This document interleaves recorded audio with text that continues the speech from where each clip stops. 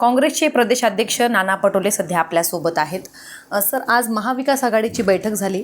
मात्र या बैठकीतून वंचितला वंचित ठेवण्यात आलं. नक्की यामागचं कारण काय? कारण तुम्ही सुद्धा आग्रही आहात, महाविकास आघाडीसुद्धा आग्रही आहे वंचितला सोबत घेण्यासाठी. मात्र आज वंचितला बोलवण्यात आलं नाही, कारण काय?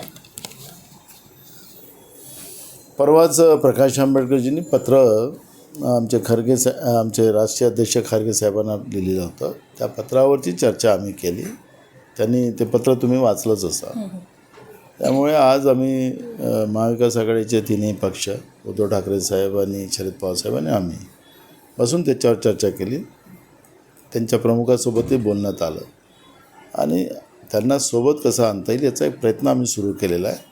त्यामुळे आज उद्या आम्ही त्याच्यावर बसून जवळपास चर्चा आम्ही त्यांना सोबत घेऊन कसं चालता येईल याच्यावरचा प्रयत्न आम्ही करतो आहे. नक्कीच आज अशी माहिती आहे की वंचितने पुन्हा एकदा नव्याने एक प्रस्ताव दिलेला आहे 6 जागांसाठी आणि त्यांना 48 मधल्या कोणत्या जागा द्यायच्या आहेत या संदर्भात आता चर्चा सुरू होणार आहे असं कळते.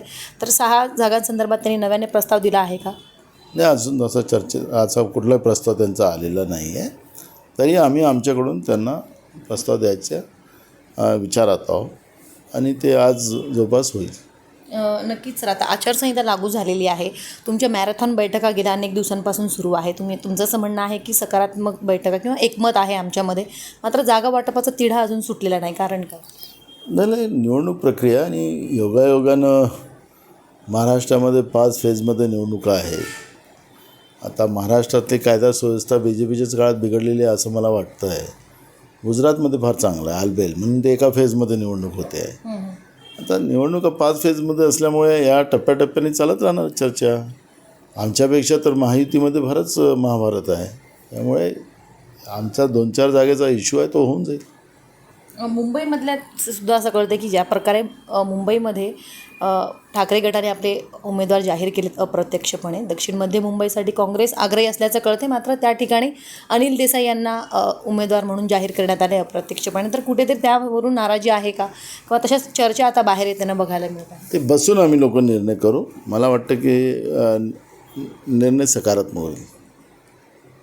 सांगली जागेसंदर्भात जे आहे ठाकरे गट आणि काँग्रेसमध्ये रस्सीखेच बघायला मिळत आहे. तर ती जागा लढवण्यासाठी काँग्रेसचं म्हणणं आहे की आमची ती जागा पारंपरिक ती आमची जागा आहे, आमचा बालेकिल्ला आहे. मात्र त्या ठिकाणी चंद्रहार पाटील यांना उमेदवारी जाहीर करण्यात आली आहे. आणि आज सकाळी संजय राऊत असं म्हणाले की आम्ही हसत हसत काँग्रेससाठी कोल्हापूरची जागा सोडली आहे. मात्र सांगलीवरती ते अजूनही ठाम आहे. ते काय बोलले त्याला मला माहिती नाही, पण अजून सांगलीबद्दल, भिवंडीबद्दल आणि मुंबईच्या जागेबद्दल अजून चर्चा आहे. त्या चर्चा सकारात्मक होईल आम्हाला असं वाटतं. प्रतिभा धानोरकर यांच्या संदर्भात सर काय, कारण की त्यांचं नाव खूप चर्चेत आहे. त्यासुद्धा इच्छुक आहेत. त्या ठिकाणाहून विजय वडेट्टीवार यांच्या ज्या कन्या आहेत त्यासुद्धा इच्छुक असल्याचं पाहायला मिळत आहे. तर धानोरकर यांनाच उमेदवारी जाहीर करण्यात येईल तुमच्याकडनं, काय शक्यता आहे?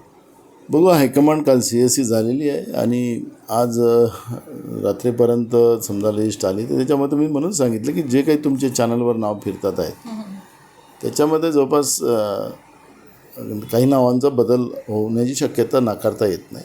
त्यामुळे चॅनलची चर्चा किती खरी निघेल 100% हे मी आज त्याला प्रश्नार्थक लावतो आहे. आज म्हणजे संध्याकाळपर्यंत यादी जाहीर होईल? आज नाही तर उद्या सकाळी होईल.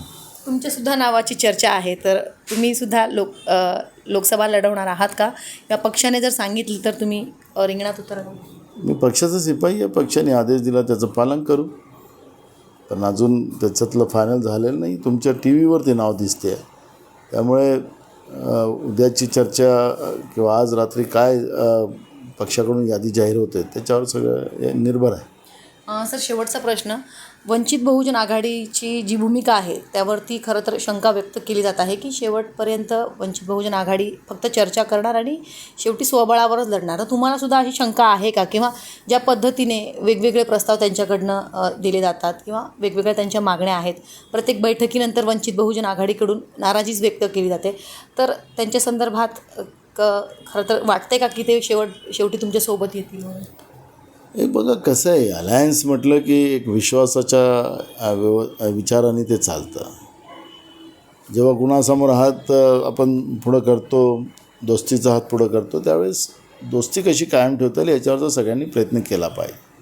आमची भूमिका स्पष्ट आहे काँग्रेसची आणि आम्ही दोस्तीचा हात त्यांच्या पुढं केलेला आहे. त्यामुळे आमचा विश्वास आहे की ते आमच्यासोबत राहतील. दोस्ती कायम ठेवतील असं वाटतं. आमचा विश्वास आहे. तुमचा विश्वास. नक्की सर, धन्यवाद आमच्याशी बातचीत केल्याबद्दल. तर येत्या 2 दिवसामध्ये जो जागा वाटपाचा जो तिढा आहे तो सुटेल अशी प्रतिक्रिया नाना पटोले यांनी दिली आहे. सीमा आढे, लोकमत डिजिटल, मुंबई.